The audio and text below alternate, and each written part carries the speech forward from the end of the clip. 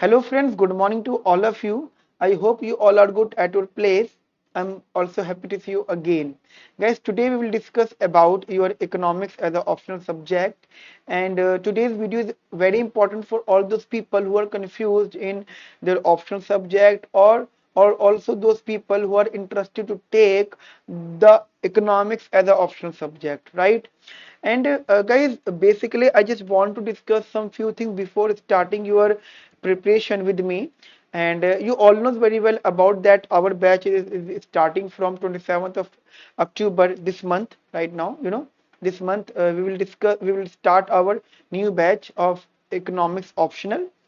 But guys, there are a few things that you have to know before starting your preparation with me, and no doubt before choosing your optional subject, right?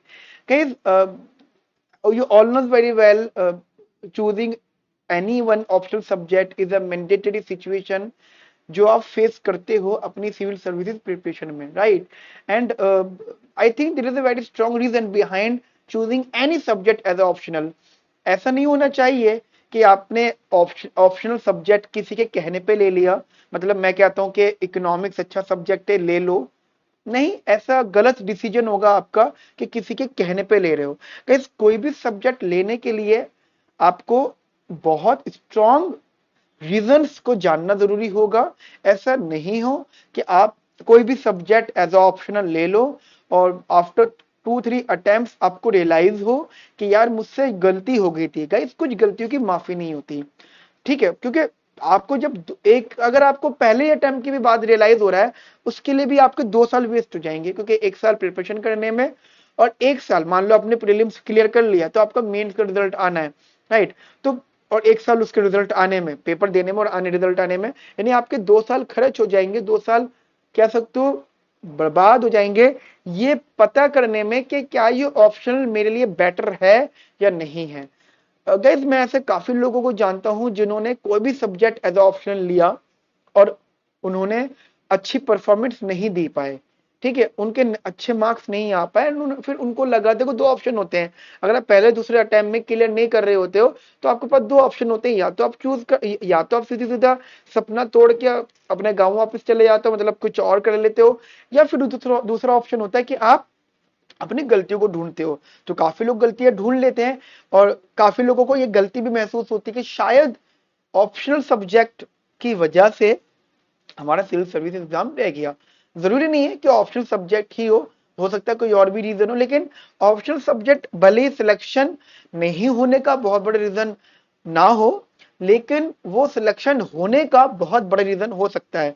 Because optional subject का 500 marks का होता है, और अगर आप उसमें more than 280 और 300, right, मतलब कुछ तो एनालिस्ट ये मानते हैं कि 270 लाना भी, 270 लाना भी एक बहुत बड़ा पहाड़ तोड़ने बराबर होता है, ठीक है? मैं तो फिर भी 300 कह रहा हूं कि 300 नंबर अगर आप ले आते हो, 300 का मतलब ये हो जाता है ऑप्शनल सब्जेक्ट में, सारे ऑप्शनल सब्जेक्ट में दो पेपर्स होते हैं, पेपर 1 पेपर 2. दोनों को दोनों पेपर 250 नंबर की होते हैं, 250 मार्क्स 250 मार्क्स. तो अगर 250 नंबर में से अगर आप 150 नंबर भी ले आते हो ईच पेपर, 150 नंबर एक पेपर में, 150 नंबर दूसरे पेपर में, रिलेटिव टर्म्स में एवरेज, ठीक है? तो मेरे ख्याल से कोई बुरी बात नहीं है. मतलब 250 पेपर में से आप 100 नंबर ही तो लूज कर रहे हो, और जब आप अच्छे लेवल की प्रिपरेशन कर रहे हो तो 100 नंबर लूज करना बहुत बड़ी बात हो जाती है. तो 250 में से 150 लाना कोई बड़ी बात नहीं है, आप इजीली स्कोर कर सकते हो. और अगर आप 250 में से 150 मार्क्स स्कोर कर रहे हो, इसका मतलब आपका सिविल सर्वेंट बनना कंफर्म है. तो यही गाइस हर सब्जेक्ट पे अप्लाई होती है बात, राइट? अब आप अगर इसी बात पे अगर आप इसी बात को मान रहे हो कि सर अगर 500 में से 300 नंबर लाना अच्छा स्कोर होता है, इस बेसिस पे हम लोग सिविल सर्वेंट बन रहे हैं, तो कि सबको पता है कि 500 में से 250 या 300 नंबर लाना वो आप तभी पॉसिबल होगा जब आपका सब्जेक्ट थोड़ा टेक्निकल हो. क्योंकि अगर आप किसी भी प्योर थ्योरी सब्जेक्ट की तरफ जा रहे हो, मान लो किसी आप लिटरेचर की तरफ जा रहे हो, या ज्योग्राफी की तरफ जा रहे हो, हिस्ट्री की तरफ जा रहे हो, राइट, जिसका मेजर पोर्शन थ्योरी है, तो थ्योरी में सबको पता है बहुत अच्छे नंबर नहीं मिलते, राइट? मतलब ऑब्वियस ही बात है, अगर आप 10 पेज की थ्योरी लिख रहे हो तो उसमें से 2-3 पेज की काम की बातें होंगी, अगर आप 1200-1500 पेजेस, सॉरी 1200-1500 वर्ड्स में आंसर लिख रहे हो, तो सबको पता है 400-500 वर्ड से काम के हैं। बाकी तो आपने कोई कथा ही लिखी होगी, ये बात तो सबको पता है, राइट। क्योंकि जितना भी वो लोग आपको कहते हैं कि भाई आप अपने वर्ड लिमिट के अंदर रहो, वर्ड लिमिट के अंदर रहो, उस बात को तो शायद ही कोई स्टूडेंट फॉलो करता होगा, राइट। हम लोगों ने फॉलो करी थी अपने टाइम पे, लेकिन ऑब्वियसली बात है हर कोई फॉलो नहीं करता। तो मैं बस इतना सा बोल रहा हूं कि किसी भी ऑप्शनल सब्जेक्ट को चूज कर रहे हो तो उसको चूज करने का भी एक स्ट्रॉन्ग रीजन होना चाहिए, और उसको चूज नहीं करने का भी एक स्ट्रॉन्ग रीजन होना चाहिए। मैं फिर बोलूंगा, ये ना हो रीजन कि समीर सर आपने बोला इकोनॉमिक्स को सब्जेक्ट चूज कर लो, या आपने बोला इकोनॉमिक्स को एज ऑप्शन सब्जेक्ट मत चूज करो। मैं बिल्कुल भी आपको यहाँ पे इकोनॉमिक्स को प्रमोट नहीं कर रहा हूँ। मैं बिल्कुल नहीं कह रहा हूँ कि आप 100% इकोनॉमिक्स एज ऑप्शनल सब्जेक्ट लो, क्योंकि हमारे लिए मैटर बिल्कुल नहीं करता कि हम, मतलब हमारे लिए मैटर ये नहीं करता कि नंबर स्टूडेंट बहुत सारे हैं हमारे पास, भाई पूरा बैच भरा हुआ है, सारे इकोनॉमिक्स ऑप्शनल लेके बैठे हुए हैं, नहीं। मैटर ये नहीं करता, मैटर करता है कितने लोग स्कोर कर सकते हैं, कितने लोग हमारी क्लास में डटे हुए हैं। मतलब अगर हमने 100 लोगों का बैच स्टार्ट किया तो मैटर ये करता है कि अगर पहली क्लास में 100 लोग बैठे हुए हैं तो लास्ट क्लास में कितने लोग बैठे हुए हैं। ऐसा देखा जाता है हर हर क्लास में, हर कोचिंग क्लासेस में, इवन मेरी मेरी खुद क्लासेस में, कि अगर 100 बच्चे बैठे हुए, एक मैं आपको एवरेज बता रहा हूँ, 100 बच्चे बैठे हुए तो लास्ट तक आते आते 40-45 बच्चे रह जाते हैं। वो बीच के कुछ लोग क्लासेस को मिस करना शुरू कर देते, तो इसका मतलब तो यही है कि 100 लोग तो कभी कंपटीशन का थे ही नहीं, उनमें से जो 40-45 बच्चे हैं वही, या 50 मान लो, 50 बच्चे कंपटीशन का हिस्सा रहे होंगे। तो बाकी के 50 की भीड़ हमने क्यों इकट्ठा करी, या बाकी के 50 अगर बच्चे क्विट कर गए हैं या उन्होंने पहले ही हार मान ली, तो उसका रीजन अगर इकोनॉमिक्स है तो ये तो खराब बात हमारे लिए भी है। This is a very bad decision for us कि भाई हम भीड़ इकट्ठी कर लें, लेकिन उनमें से 50% बच्चों को अगर ये रियलाइज हो रहा है कि नहीं यार, हम इस लायक ही नहीं है, हम डिजर्व ही नहीं करते इस एग्जाम को क्लियर करना, तो ये तो खराब बात है गाइस, जो कि मुझे भी बुरी लगती है। मेरा क्वेश्चन सब लोगों से रहता है कि अगर आपको यही चीज सोचनी है, यही यही डिसीजन लेना है कि आपको मोर देन हाफ टाइम के बाद, यानी मान लो हमारा सेशन 6 महीने का है, 4 महीने का है, तो 2 से ढाई महीने बाद ये पता लग रहा है कि हम गलत जगह आ गए, या फिर हम हमारे डिसीजन गलत है, या हमारा सब्जेक्ट गलत है, एनी रीजन, तो ये तो आप पहले सोचते। उसी चीज के लिए मैं आपको बार बार सजेशन दे रहा हूं, बार बार कह रहा हूं कि अगर आप कोई भी सब्जेक्ट चूज कर रहे हो as a optional, then there is a very strong reason behind choosing your any optional subject, right. अब बात ये आ जाती है कि सर अब कैसे पता चलेगा, हम अब ऐसे कैसे कर पाएंगे, मतलब ये तो बहुत मुश्किल होता है, ये तो बहुत ज्यादा मुश्किल है ये पता करना कि कौन सा सब्जेक्ट हमारे लिए स्कोरिंग है। क्योंकि क्या देखो, जब आप प्रीलिम्स पढ़ते हो, जब आप मेंस पढ़ते हो, तो आप सारे सब्जेक्ट पढ़ते हो, ऑलमोस्ट सारे सब्जेक्ट पढ़ते हो, ठीक है। जो रही कई कसर होती है वो सी सेट पूरी कर देता है, राइट। तो ऐसे तो पता लगाना बड़ा मुश्किल होगा, क्योंकि जीएस में तो हमें कोई पसंद आता ही नहीं है सब्जेक्ट, बोर होते हैं सारे के सारे जीएस पढ़ने में, मुझे पता है, इवन हम खुद बोर होते थे। लेकिन बोर होने का मतलब ये बिल्कुल भी नहीं होता कि हम नहीं, मतलब स्कोर ही नहीं करें, ठीक है गाइस। ये तो कोई रीजन नहीं होना चाहिए कि हमारा सिलेक्शन इस वजह से नहीं हुआ क्योंकि हम क्लास में बोर होते थे, ऐसा नहीं, राइट। सो मैं ये सजेशन दूंगा कि अगर आप इकोनॉमिक्स मेरी ही क्लास को ज्वाइन कर रहे हो, ठीक है, क्योंकि मैंने पिछले 2-3 सालों में देखा है कि स्टूडेंट्स आ गए लेकिन बाद में कुछ मतलब बाद में वो नहीं है सीरियस, तो मैं नहीं चाहूंगा कि नॉन सीरियस स्टूडेंट हमारी क्लासेस में आए।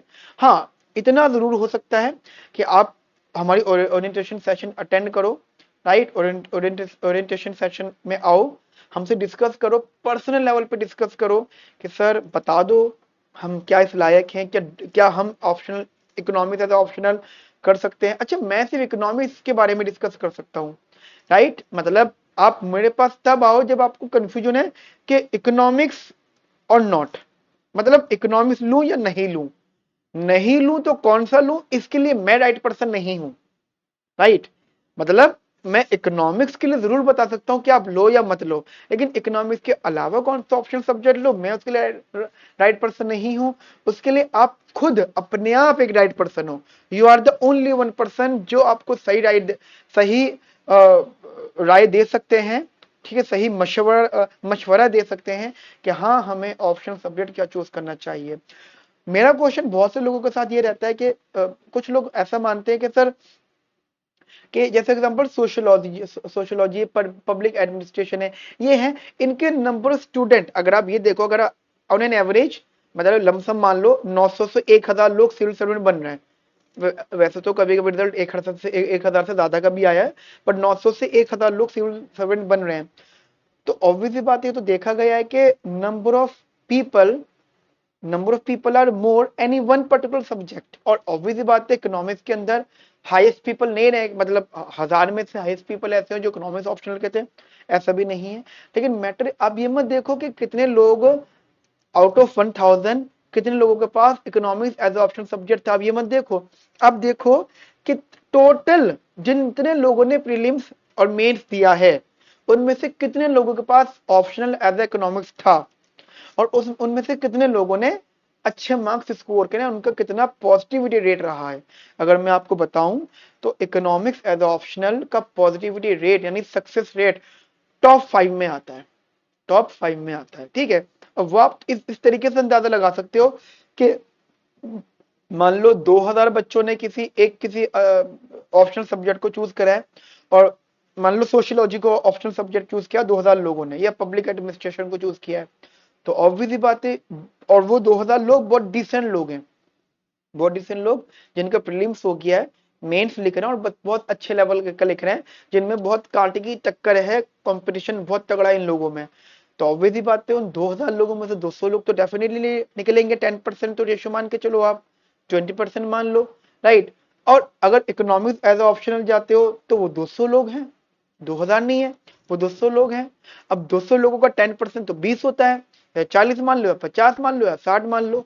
मैं आपको बता देता हूं, अगर 200 लोग बहुत हाई कंपटीशन में हैं, जैसे वहां पे 2000 लोग कंपटीशन में थे, ऐसे 200 लोग बहुत हाई कंपटीशन में हैं, तो उनमें से मोर देन 100 लोगों का सिलेक्शन होगा एज ए सिविल सर्वेंट।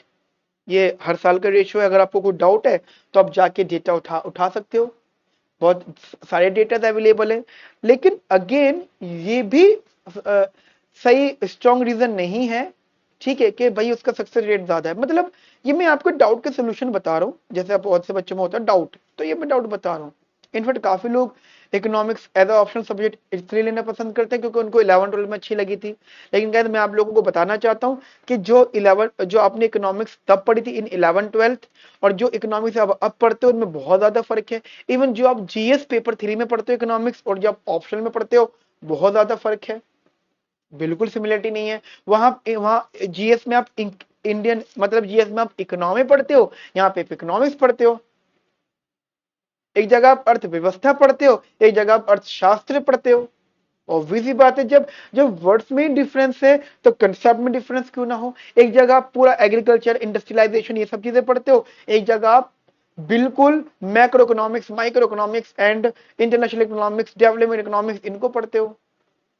तो there are very difference, right. तो इन बेसिस पे आप ऑप्शनल सब्जेक्ट चूज कर रहे हो, मेरे सबसे गलत डिसीजन है। लेकिन मैं ये बोलूंगा कि अगर आपको लगता है कि इकोनॉमिक्स, क्योंकि देखो इकोनॉमिक्स को चूज करने के लिए स्ट्रॉन्ग रीजन होना चाहिए, ऐसे इकोनॉमिक्स को नहीं चूज करने के लिए भी स्ट्रॉन्ग रीजन होना चाहिए।